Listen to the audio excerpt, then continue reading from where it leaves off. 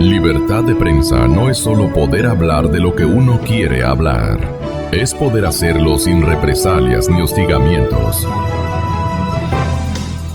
¿Qué obligaciones tenemos el domingo de carácter ético, de carácter moral? Y de orden reflexivo, los ciudadanos ecuatorianos de toda condición le preguntamos al maestro universitario Milton Luna. Con el permiso de Andrés y de Washington. Milton, bienvenido, muy buenos días. Muy buenos días, Gonzalo, aquí a los compañeros del panel, a Jefferson Pérez en Cuenca. El día domingo creo que es un día crucial y fundamental. Creo que es un día donde se deciden o deberían decidirse situaciones y caminos para el país que o se los sigue transitando o hay nuevos caminos. No es una elección como cualquiera, yo creo que partiría de esa premisa. Efectivamente, son ya 10 años de un mismo gobierno y por lo tanto con determinado tipo de características y por lo tanto la decisión es o cambiamos de ruta o nos quedamos con esa misma ruta por mucho tiempo más. Entonces, esa decisión es absolutamente importante tomarla en cuenta, ¿no? Creo que hay que, aparte de lo que ya se ha señalado, creo que es necesario contextualizar este voto. Y en el siguiente sentido, me parece que debemos ser supremamente conscientes de lo que se viene, al menos por ya diversas voces expertas en el país, al menos en las primeras semanas, en los primeros meses del próximo gobierno, tendrán que tomarse decisiones absolutamente importantes para enfrentar, como en mucho tiempo no se lo ha hecho, decisiones en torno a cómo dar cuenta, canalizar una de las probables peores crisis económicas luego de la del 99-2000.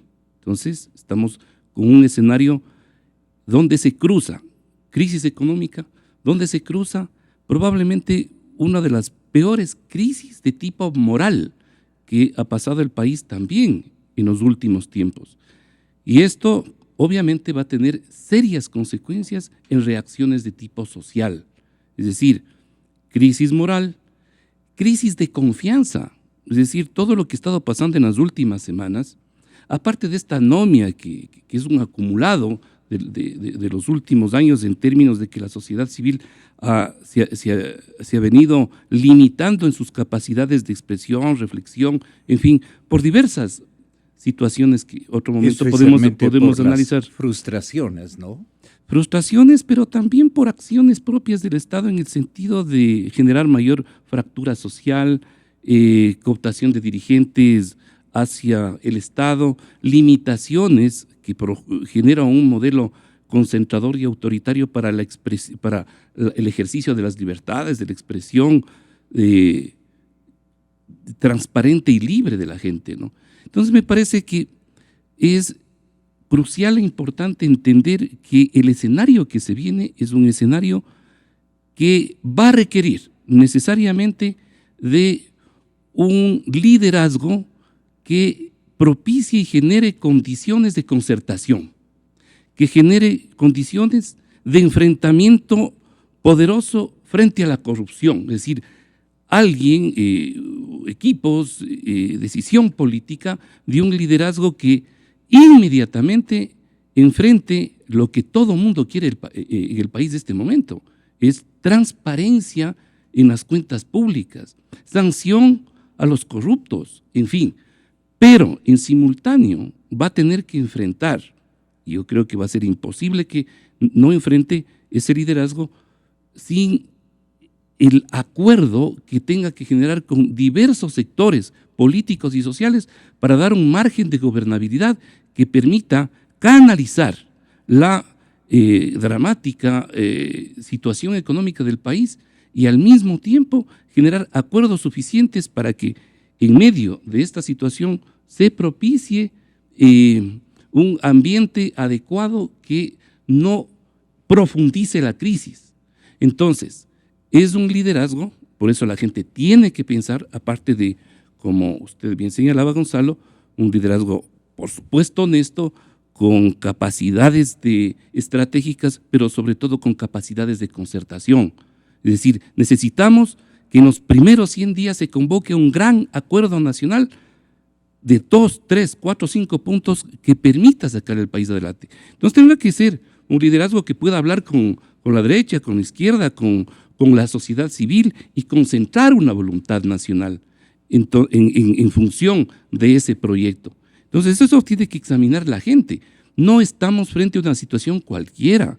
No es un problema de aislarse y meter la cabeza bajo la tierra y echar a andar lo que fuere, ¿no? Es decir, en este caso aislarse de las condiciones, sino sobre todo comprometerse con lo que está viviendo el país, analizar suficientemente estas necesidades de enfrentar la crisis moral, económica y social que vive el país y, por supuesto, construir con ese nuevo liderazgo, con ese liderazgo que necesitamos, esas condiciones, Gonzalo. Es decir, yo estaría apelando a que en estos días, en estas horas que vienen, se haga una reflexión profunda dentro de los hogares, dentro de las casas, que pensemos que nos estamos jugando el futuro, que pensemos que requerimos de condiciones democráticas que tiene que vivir el país y que lamentablemente se han deteriorado en los últimos años, que se requiere ya no vivir más de esa experiencia que ha vivido el país en estos últimos tiempos. Entonces, ese es, yo creo que el reto que tenemos, ¿no? Ser conscientes de la situación en la que estamos, de la necesidad de un liderazgo importante, que tiene que ser un liderazgo que juegue, que dialogue, que se construya con la sociedad civil que ha estado con su voz cegada en los últimos 10 años. Es decir, en un ambiente participativo generador de confianza. Si algo hemos perdido en estos días, en estos meses, en estos años, es confianza entre todos. Todo el mundo es corrupto en este momento, todo el mundo estamos mal, todo el mundo nos vemos las costuras. Y esto es grave porque el nivel de fractura social, el nivel de enfrentamiento en el que estamos viviendo, por supuesto, demanda la reconstrucción de confianza. Y eso tiene que venir de una voz potente y fuerte, de un liderazgo que precisamente permite y brinde esas condiciones. El liderazgo, no obstante, tiene que ser ejemplar. Basado sobre todo en el ejemplo. Es decir, el liderazgo no se lo construye, no es construido por el marketing. El marketing nos construye una marca, una cosa, en fin. La propaganda. Claro, el liderazgo verdadero es un acumulado histórico. Es decir, tras ese liderazgo están años en este caso, de servicio al país, de construcción de ética, de construcción de un perfil importante, en fin, eso yo creo que es lo sustancial que hay que entender, ¿no? Es decir, ese liderazgo es producto de la historia y yo creo que eso tenemos que entender este momento. Y esa definición, y no es difícil reconocer para las personas que tras uno u otro personaje está o no está la historia, pues. Claro, aquí tenemos, en la actual coyuntura de campaña electoral, tenemos varios personajes que están apostando al futuro, recién haciendo carrera, construyendo cosas, en fin. Bueno, está bien que lo hagan, pero también hay personajes dentro de estos candidatos con densidad histórica. La gente tiene que apreciar esa densidad histórica y apostar por eso. Por supuesto, porque, Gonzalo y colegas, reitero, no es fácil lo que se viene y por lo tanto, ese liderazgo con ese nivel de consistencia que genere confianza en la sociedad es lo que efectivamente está demandando este momento tan difícil para el país. O sea, no podemos improvisar, no hay o no debe haber espacio, al menos en esta coyuntura, para la demagogia, para el populismo nuevamente, en fin. es este momento, es crucial entender que se requiere concertación, serenidad, capacidad de diálogo, generación, reitero, con esta palabra más de una vez, confianza entre todos para poder arrancar en un proyecto, porque si no va a ser imposible, Gonzalo, absolutamente imposible.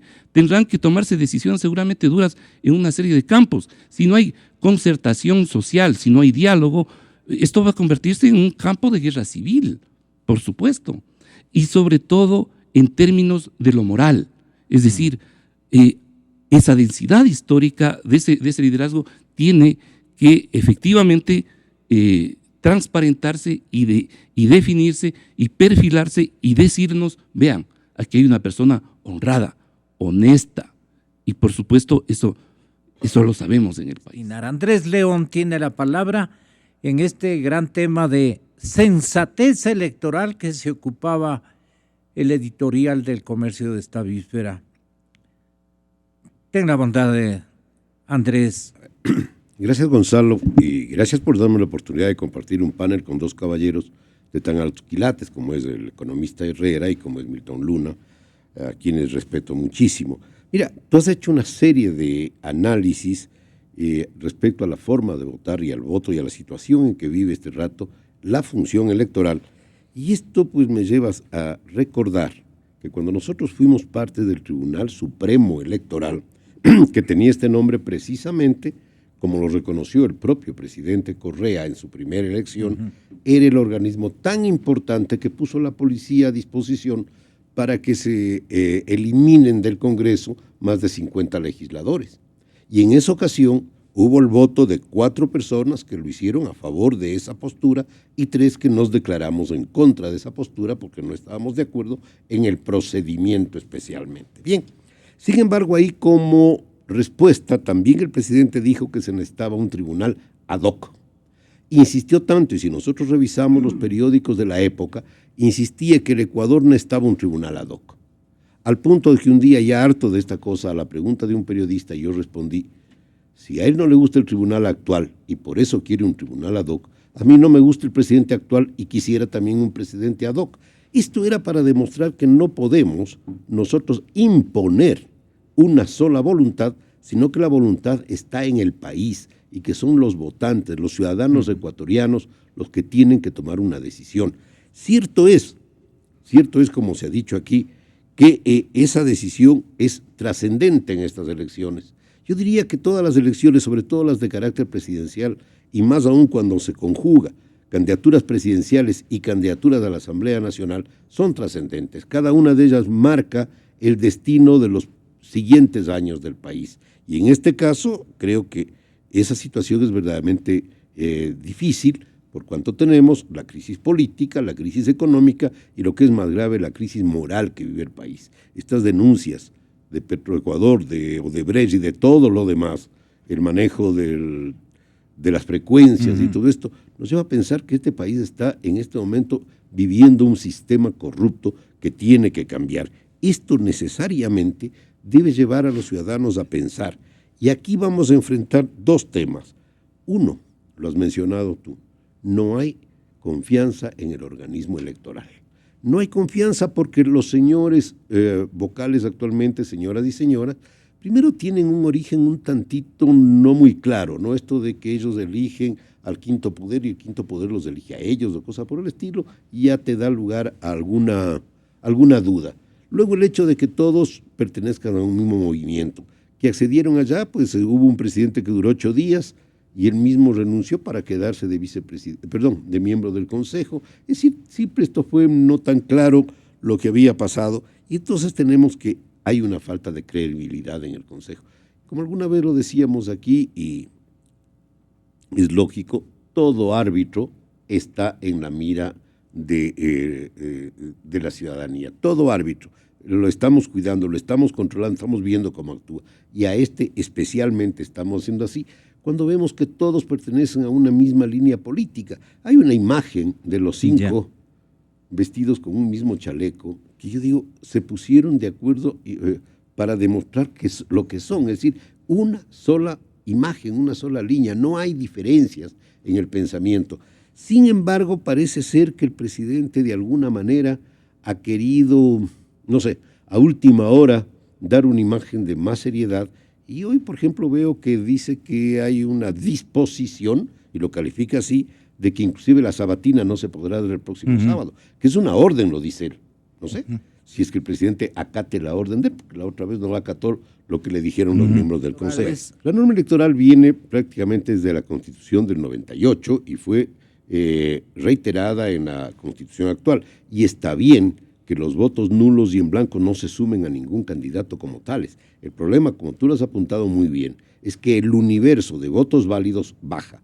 En vez de ser 100, si tenemos 100 votantes, en total de votos válidos va a bajar, por ejemplo, a 80. Exacto. Y el porcentaje frente a 100 o frente a 80, el porcentaje pues en 80 es mayor. Y ahí puede beneficiarse ciertamente a todos, pero especialmente a quien tenga la mayor votación. Y puede darse peligro. Yo espero que no lleguemos a ese extremo en el país, que el país vote con mayor sensatez. Es que vamos a llegar. No, que no haya tanto nulidad, que no haya tanto voto en blanco, que haya mayor responsabilidad. Eso es lo que estamos pidiéndole a la gente, Pérez, ¿no?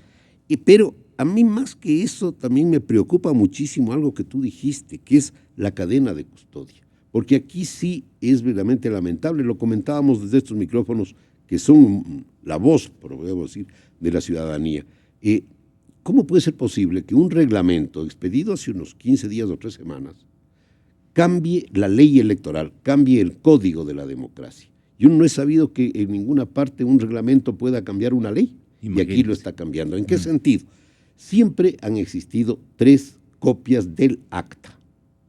Ahora el presidente nos dice es que van a haber 9. Sí, pero de lo que llaman acta resumen, es decir, otro documento diferente del acta original.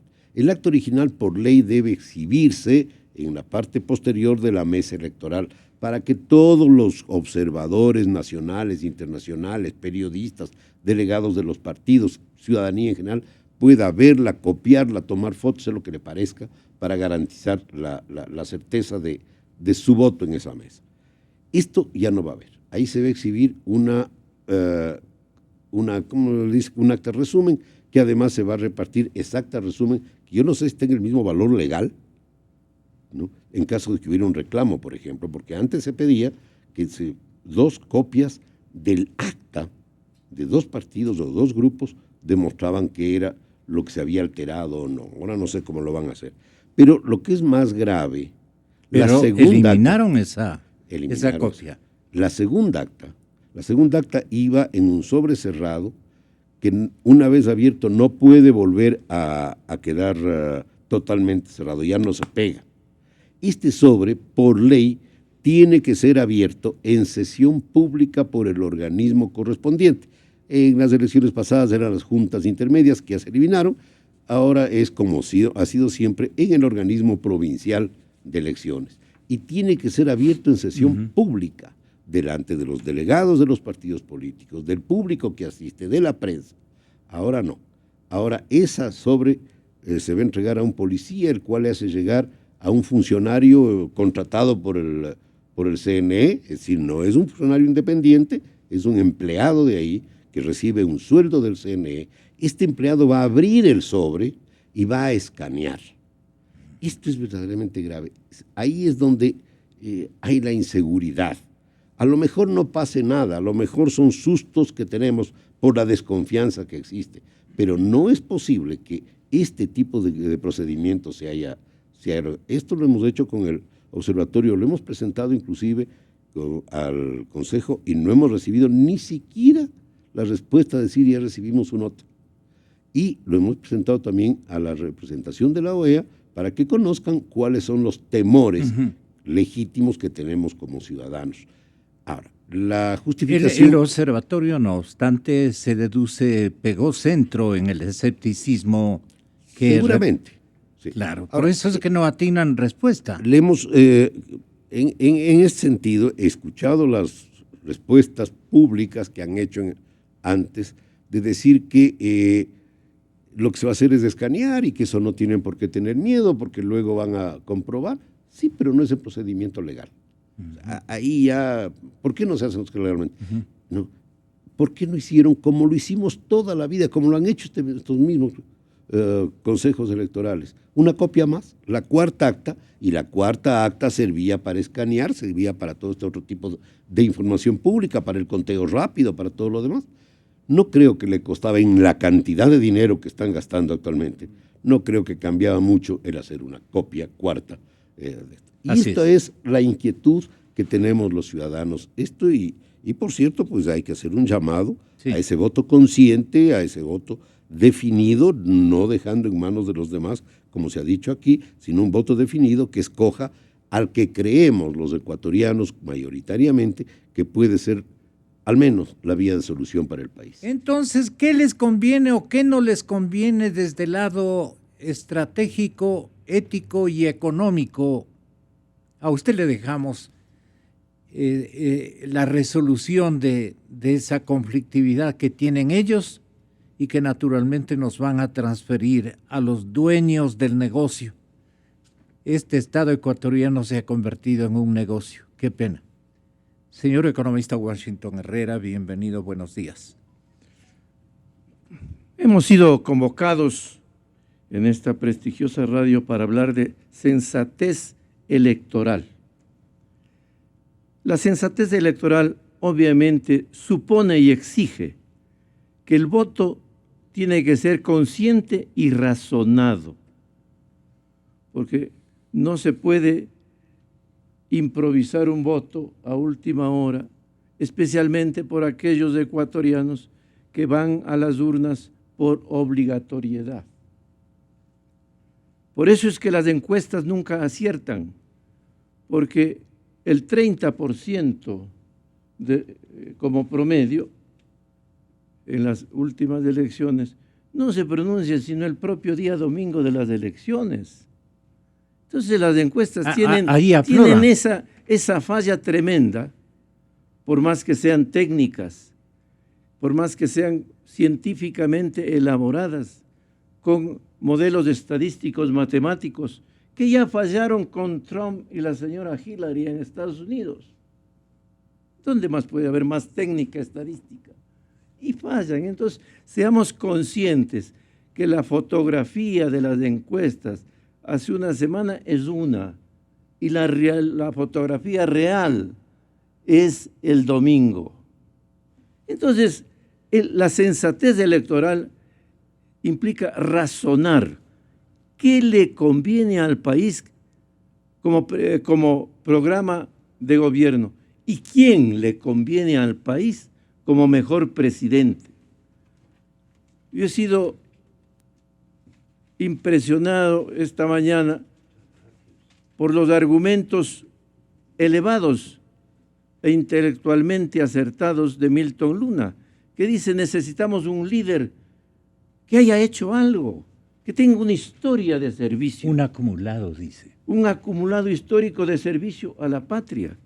Necesitamos un líder impoluto, probado. No cualquiera puede ser jefe de Estado. Más aún en un Estado ecuatoriano que tiene complejos problemas que no ha podido resolver. Entonces necesitamos un jefe de Estado que entienda cuáles son los intereses superiores de la nación y que sepa que hay que gobernar con prioridades nacionales presididas por un principio básico que es el bien común, el bien de todos, el bien de la mayoría. Esa es la sensatez electoral que estamos reclamando, que los ciudadanos vean cuál es el mejor, como ha dicho Milton Luna, cuál es el mejor, cuál puede resolver estos problemas, cuál puede entender que en un país con déficit fiscal grande, 7, 8 puntos del Producto Interno Bruto, es un déficit muy grande, se pongan a ofrecer como que tuviéramos superávit fiscal. Por favor, esto es un insulto a los ecuatorianos. Ofrecen todo, todos los días, como que si nos está sobrando el dinero. Pero seamos sensatos. Esa es la sensatez electoral, no solamente de los votantes, sino de los líderes que están en este momento reclamando, ofreciendo sus servicios para que la gente les elija. Los consultores le dicen, dicen a los candidatos, ofrecen nomás. A eso es lo que voy.